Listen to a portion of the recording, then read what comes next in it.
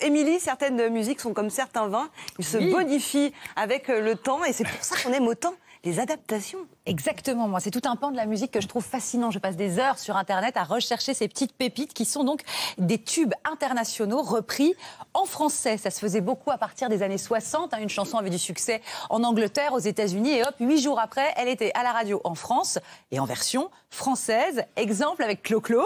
Laisse-moi, je t'en prie. Laisse-moi te dire ta main. Les Beatles, exactement. Wanna Hold Your Hand des Beatles par Clo-Clo. On a Johnny Hallyday aussi qui nous a fait le coup avec Jimi Hendrix. Hey Joe, cours pas comme ça. Dis, y a pas le feu chez toi. On n'est pas obligé de garder les paroles, hein. On peut adapter. Il n'y a pas le feu chez toi. On peut les boire tout de suite. Hein. On peut les boire tout de suite, exactement. Alors ça a continué dans les années 70 avec de merveilleuses adaptations de Joe Dassin, qui a adapté la musique country. Hugo Frey aussi, il ne faut pas l'oublier, hein, qui a traduit avec amour tout le répertoire de Bob Dylan. Dans les années 80, on trouve encore quelques merveilles. Madame Vartan.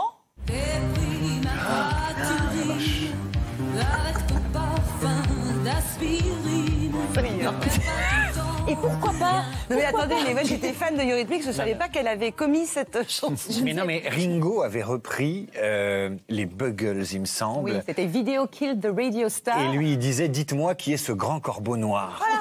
C'était un truc, c'était un massacre. C'est l'adaptation. Alors après, c'est un peu passé de mode. L'adaptation a perdu du terrain, notamment parce que la musique voyage plus vite. On a accès, nous, très rapidement aux versions originales. Donc ça avait un peu perdu de son intérêt, surtout commercialement.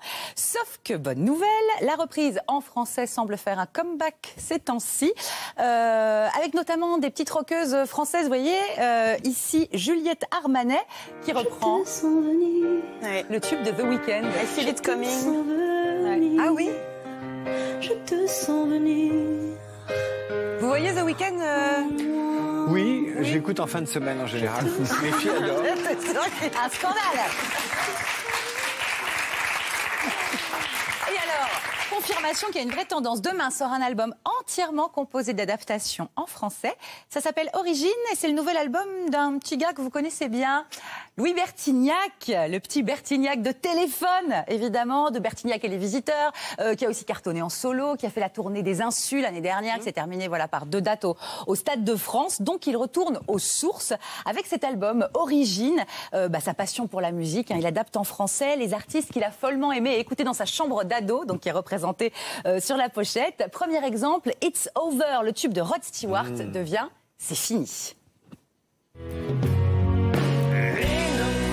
Sont envolés, tous nos rêves partis en fumée. Le voile est tombé, tu vois, c'est fini.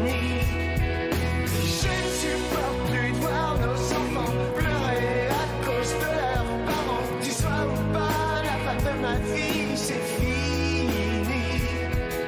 Ces douleurs et ces cris t'ont déchiré. Mais je sais que tu vaux bien mieux que ça.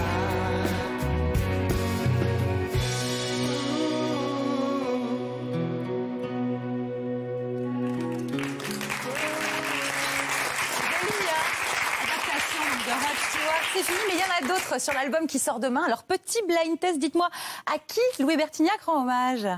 Tu m'as traîné par terre, foutu ma vie en l'air. Cocaïne, Eric Clapton. Oui, Clapton, Bravo. bravo. Aux deux versions. Bravo. Donc ça devient Coquine dans la version de Louis Bertignac. Allez, une autre. Version censurée. Et géant, sans une simple étincelle. My guitar gently flip. Grosse discussion. Ah oui, When My Guitar Gently Weeps. Bravo, mesdames. When My Guitar Gently Weeps.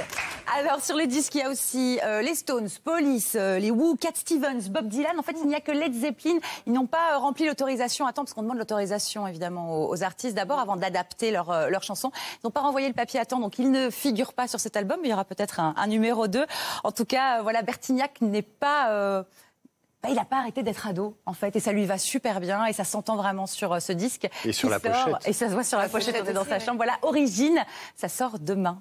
Et il avait demandé lui-même aussi à des autorisations, non? Oui, Il a contacté mais des il en artistes. connaît, mais bien sûr, il les connaît personnellement. Alors notamment pour Led Zeppelin, il était assez déçu. Il dit c'est mes copains, mais voilà, c'est vraiment une bête histoire de papier. Et autant quand on fait une reprise, on n'a pas besoin de demander l'autorisation. Si vous gardez la mélodie, les notes de musique et vous gardez les paroles, vous pouvez faire ce que vous voulez. C'est notamment ce qui se passe avec les télécrochets qui sortent des compilations, etc. Bon, les artistes sont parfois pas trop contents, mais ils peuvent rien dire.